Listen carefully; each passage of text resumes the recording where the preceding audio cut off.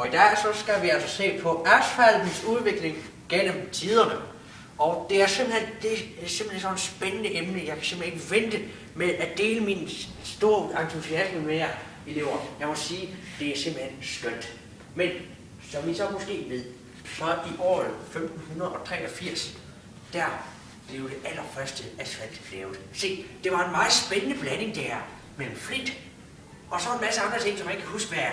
Men det blev altså dannet her. Og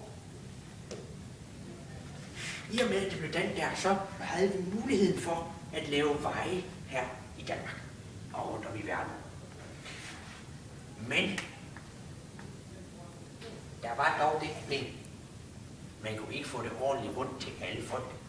Ved at man havde godt nok asfalt her, men man kunne simpelthen ikke få det lavet ordentligt og bragt ud. Det var simpelthen sådan et tungt og varmt materiale, at det kunne simpelthen ikke bruges ordentligt. Og desuden, hvem havde brug for veje dengang? De havde ikke engang biler dengang. Så dengang, det var simpelthen bare glemt. De havde ikke rigtig brug for det. Men så kom vi hen til en lidt mere moderne tid, hvor det var sådan, at hvis vi siger, at bil, det er den hed, den blev opfundet, så var det simpelthen sådan, at der kunne man lige pludselig bruge asfalten igen.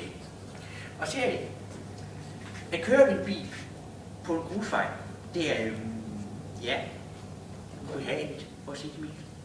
Det er ikke særlig rart. Det er bumlende, så at sige. Og når det er, at man kører på asfalt, så går det straks meget bedre.